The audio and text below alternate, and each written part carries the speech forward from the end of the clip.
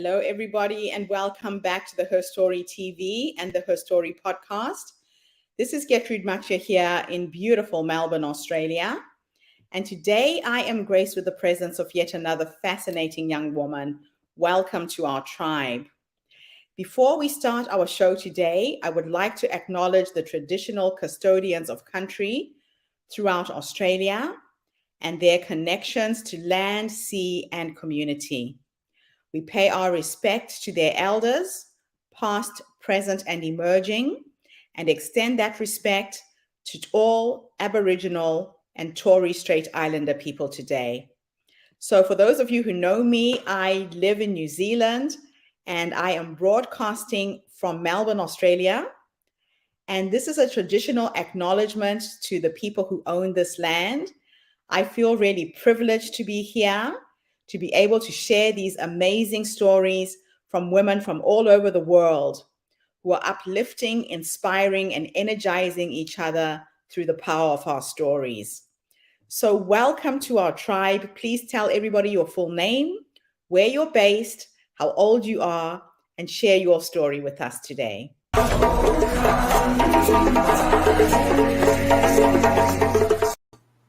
Hi, Gertrude. Thank you for having me.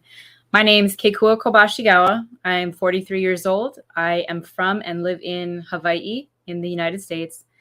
And I'm just really glad to be here. I love the concept that you have going on here of being able to use our stories to educate and empower other women, because really, I think all of our stories are so very similar that if we didn't allow ourselves to feel so alone when we're going through hard times, we would be able to see the same struggles in the people around us and be able to learn and rise from them. So my story begins, I would say the beginning of my path that gets me to where I'm at today is my divorce. I woke up almost exactly 13 years ago. It was sometime in April, and my closet was halfway empty because my husband had come home during the middle of the night. He had cleared out all of his stuff. And so I woke up to seeing this empty closet, and we talked on the phone and we argued back and forth, and we kind of danced back and forth between separated and not separated for a little while. But eventually, obviously, I'm single now. So the divorce did go through, and it was the most betrayal I had ever experienced. It was the greatest betrayal. The only person at that time who I believed I could really trust for the rest of my life, had been unfaithful, had come to the decision that that was where he should be. And he took off running with that. So that triggered me into personal development of my own, because the initial instinct was, what did I do wrong? What had I done? Where was I not looking? What was I not paying attention to? And I really started to examine all the ways that I was at fault, which, of course, two people are in a relationship. I was at fault, but I was not only at fault. And over the course of that year that followed, I learned how to be critical of the decisions that I make, to really examine them and make them intentionally. Are they going to benefit me? Are they smart choices to make? Or am I acting on emotion? Am I taking responsibility for myself, or am I shirking it? Over the next course, that's the course of the next year, that was the development that I had come upon. And I had joined a gym for the first time in my life. It was a unusual experience. My father had been in the military, so we always had equipment at home. I never needed to find a facility. And when I got divorced, what I needed to find was community. What I needed to find was something that occupied my time. And I had joined the YMCA. They had child watch, so my children had a little community. And that was the domino that led to everything that I have right now. Every person in my life is a person who I came to because we had some kind of a connection through the gym, whether that was because we both liked the same format of exercise, or we just got to know each other, we were friendly, or our children knew each other. Every person in my life that cares about me and that I care about right now came from the YMCA. Through that, I joined the fitness industry. It became my career.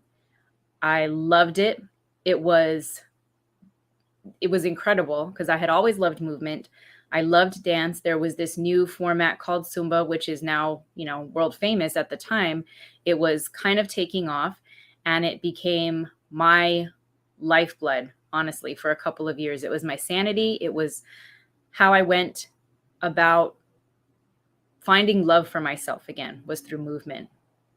My children had their community. They were active with their friends, who fortunately were also the children of my friends. So we had the greatest community that we could have had, really. We had all similar interests. And from that fitness industry career, I came to a point where I wanted to have representation in my clothing. I wanted to have clothing that fit everything that I loved, because there's a bit of a dichotomy in the fitness world where you're either a strength-based person, you like to lift weights, or you're a cardio-based person. And I was on that line between the two of them. I liked both, and I wanted clothing that could reflect that. So I tried starting a business with my now ex-boyfriend, and it was through starting that business that I discovered actual personal development. So I had learned some personal responsibility coming out of my divorce. A couple of years later, I discovered actual personal development, which I hadn't known anything about prior to that. And my first mentor from a distance was a man named Andy Frisella. He formed a community called the Arete Syndicate. And through that, I developed myself. I became a better person, a stronger woman. I went into leadership in the gym. I was running my own gym at that time, not gym that I owned, but the gym that I belonged to. And everything that I'm capable of now is because I found that later life education of personal development. As I developed myself, and the coaching that I gave to my clients and my students within fitness developed with me, I came to a point where I realized that I liked seeing the light of potential turn on in my clients' eyes far more than I cared about fitness changes, because I knew that I could help them lose 20 pounds, fit into these jeans, do all those fitness goals. I could help them find them. But if I didn't address the things that made them need my help in the first place, to me, I felt like I wasn't actually giving them true help. I was putting a Band-Aid over whatever it was that caused them to need help to love their bodies. When I came to that realization, I thought back on all the development that I had received. So the mentors that I had from a distance, the mentors that I had in person, and I realized that they were all men. As I examined the personal development industry, it is primarily dominated by men, and they're incredible men. There's so much value that you can find in it, but there's a lot in the female experience that a man can't express, that a man can't understand. And I came to a realization that I could be upset about that. I could be sad that other women wouldn't find the development that they needed because there wasn't a voice that they could identify with, or it could be the voice. I thought that I could either complain about it or I could become the resource for other women that I had received. And that was the trigger that led me to Here and Now, which is using the story that I went through, which over the course of the last 15 years has involved what so many women experience: betrayal of my spouse, a sudden divorce. In the relationship that followed, I experienced emotional abuse, manipulation, things that I had been naive to because I had never experienced them, of course, before. I thought that was something that you see on TV, something that you see in the movies, not something that people actually do to each other. So I was vulnerable to that. And I know that if I share my story, not the story itself, but if I share the healing that came out of it, so many women have the same story all the way up to the healing.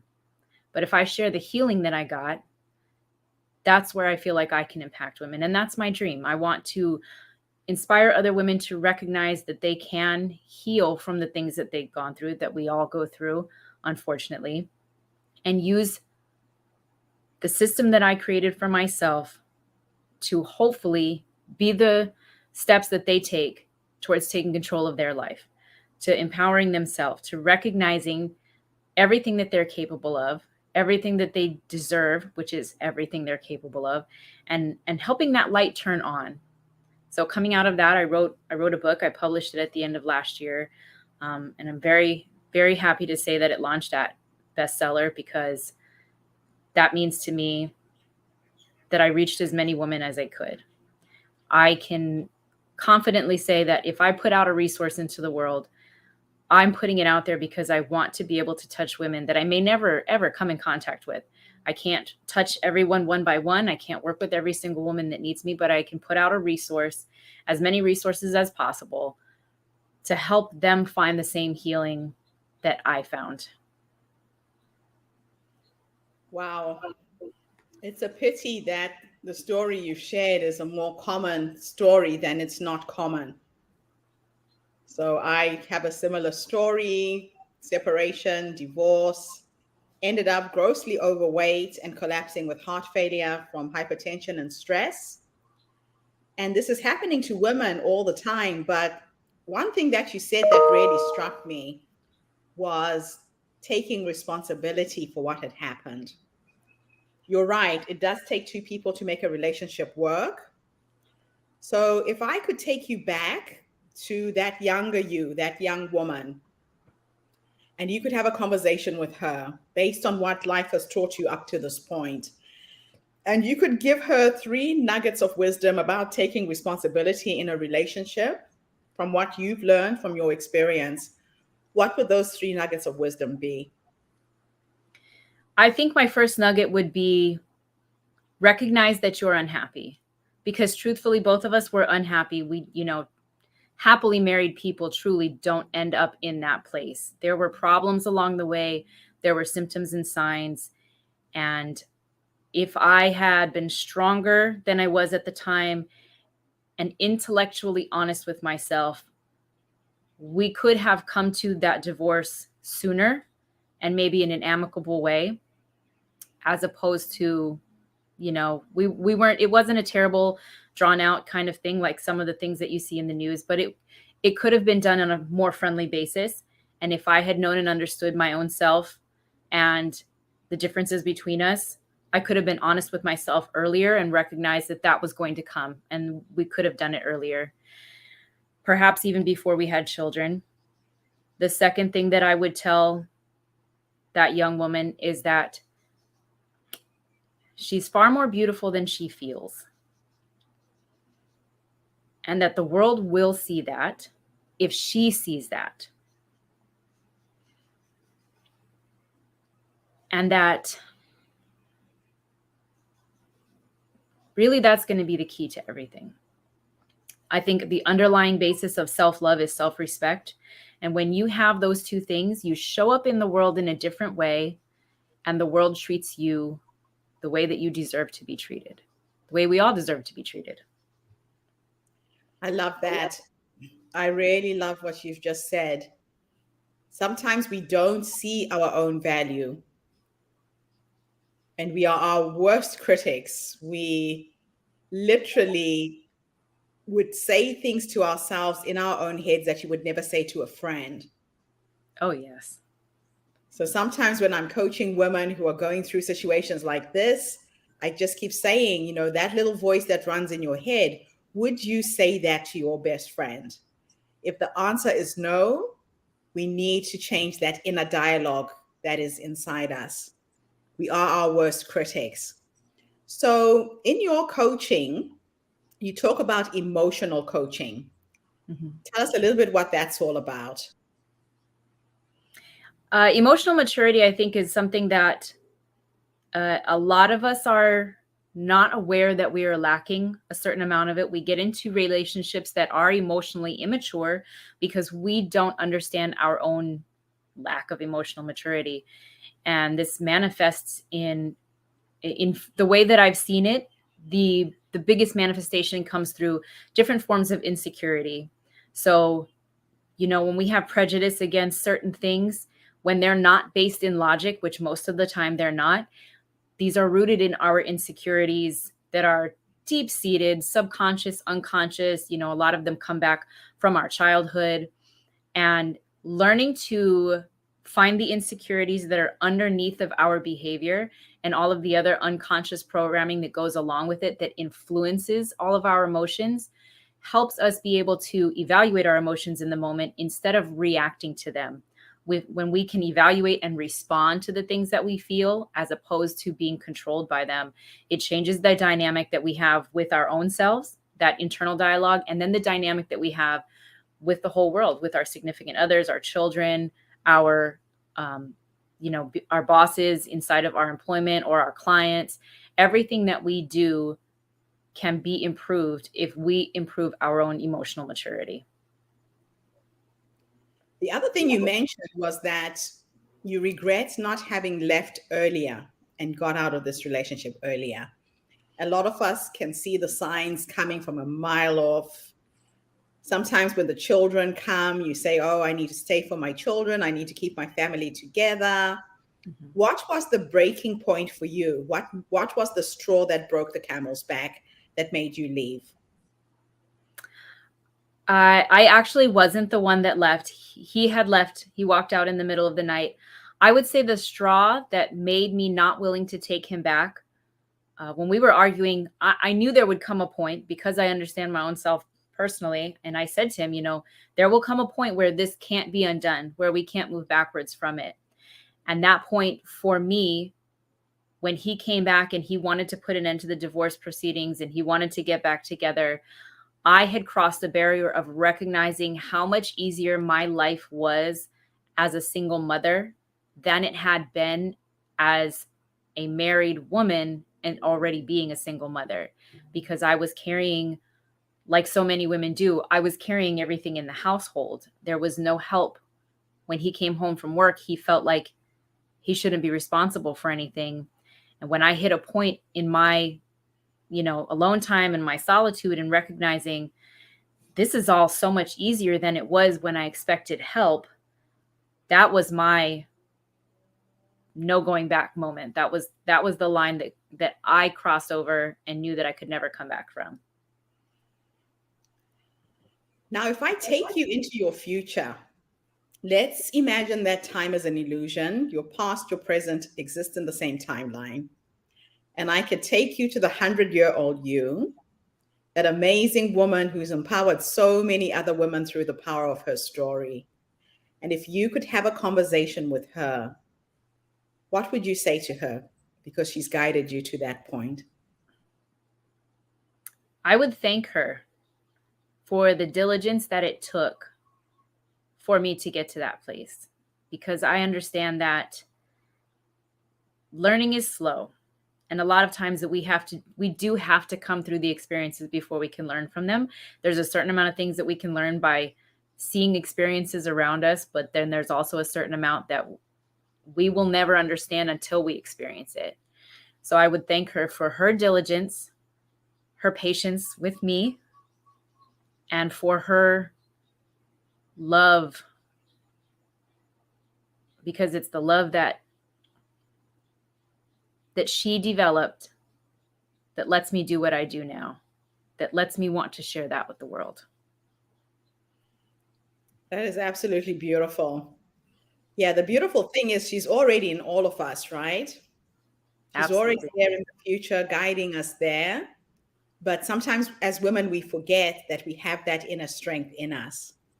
So I love to ask that question to all of my guests, because no matter what you're going through right now, you could be listening to this interview, you're on the brink of a divorce and you're thinking, can I do it? You can, if it's going to be good for you and you feel that that's the right move. So you have to trust yourself and trust your intuition. Mm-hmm. So let me end my interview with this question. Is there anything I should have asked you that I left out?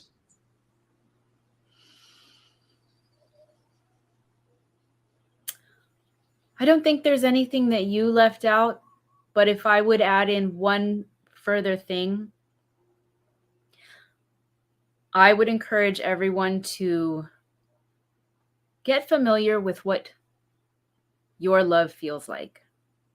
We as women and we as moms, we can't help it. It's literally in our biology to want to care for those around us. And that's a great thing. That's how we build families. That's how we build communities. But we so often forget that we are a part of those families. We are a part of those communities.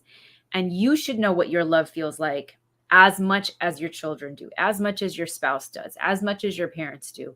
You need to remember to love yourself, because if you disregard yourself, how will anyone else know how to love themselves through your example? Your children can't learn what you tell them. They learn what you do. So the best way to have that impact is to keep your cup so full that it overflows, and you can give that overflow to others. And that's how your children, your spouse, your parents, all of the community around you will learn how to love themselves. And they'll have overflow to give back to you because you've taught them how to fill themselves to an overflow. Wow, what a beautiful and powerful end to this interview. Thank you so much for the work that you're doing to empower women. So I take it you work online, and how can people find you? What are the best ways women can reach out to you? The easiest way is that you can reach out to my website. There's a contact form there, kekuak.com. And you can find all of my socials. You can contact me directly there. You can schedule an appointment for a consultation or I always do those for free. If we find that we can't work together, I'm still going to give you as much value as I can in that meeting. Fantastic. And the title of your book again, and where people can find the book? My book is called Do Big Shit, with an exclamation point so that Amazon doesn't hate it. And you can find it on Amazon. And the link to that is also on my website under resources and DBS. Fantastic. Thank you so much for this amazing interview. Thank you for bearing your soul and sharing your story. And thank you to everyone. Thank you. I will be back again tomorrow with yet another amazing guest. In the meantime, this is food for thought. Are you really happy in the relationship you're in? Can you exit before it gets worse? A lot of people leave divorce to a point where the two spouses can't talk to each other. You can't even talk about the children. The damage can be irreplaceable. You can't repair it after that. So think about your life. Think about your love. What does your love feel like? I think for me, that is my biggest take home from this interview. Learning and understanding that and filling myself up with that first. And if you meet somebody else who can reflect it back to you, it's just a cherry on the cake. But you're okay on your own. Thank you. Bye, everybody. And thank you again.